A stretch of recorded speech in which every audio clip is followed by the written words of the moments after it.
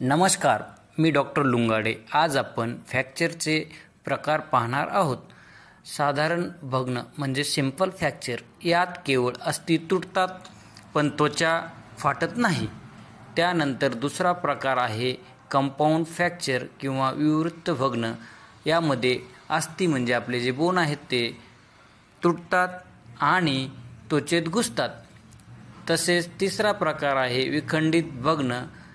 त्यामध्ये अस्थि अनेक ठिकाणी तुटून त्याचे तुकडे पेशीजालात घुसतात। चौथा प्रकार आहे अगदी लहान भग्न, यालाच आपण हेअरलाईन फ्रॅक्चर असे म्हणतो। वारंवार जे आपल्याला आघात होत असतात त्यामुळे अगदी लहान अशी अस्थिमध्ये भग्न म्हणजे आपल्या केसासारखी एक रेष पडते, त्याला हेअरलाईन फ्रॅक्चर असे म्हणतात। पाचवा प्रकार आहे ग्रीन स्टिक फ्रॅक्चर। यात अस्थि वाकतात म्हणजे जे आपले बोन आहेत ते वाकतात आणि अर्धवट तुटतात। हा प्रकार फ्रॅक्चरचा लहान मुलांमध्ये आढळून येतो। फ्रॅक्चरची चिन्हे। फ्रॅक्चरच्या ठिकाणी खूप वेदना असतात, अनबेरेबल पेन आपण त्याला म्हणतो। हलके दाबल्यास वेदना होतात, अस्वस्थता निर्माण होऊ शकते। फ्रॅक्चरच्या ठिकाणी खूप सूज येते। फ्रॅक्चर झालेला भाग आपल्याला त्यावर हालचाली करण्यासाठी निर्बंध येतात।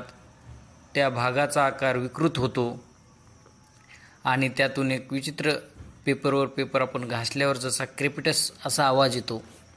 सर्वात महत्त्वाचे ट्रीटमेंटमध्ये जे प्लास्टर कास्ट केलेले असते, आपल्याकडे लोक मनानेच घरी ते काढतात। तसे न करता 6 आठवडे किंवा जेवढे आपल्या अस्थिरोग तज्ज्ञांनी सांगितलेले आहे तेवढे दिवस आपण ते प्लास्टर कास्ट ठेवणे खूप महत्त्वाचे असते। त्यामुळे आपल्याला पुढे परत अस्थि भग्न होण्याचे चान्सेस जे असतात ते परत होत नाहीत। आयुर्वेदानुसार अस्थि हा एक धातू आहे, तर सप्तधातूपैकी एक धातूचे वर्धन करण्यासाठी आयुर्वेदामध्ये खूप सारे चांगले मेडिसिन अवेलेबल आहे।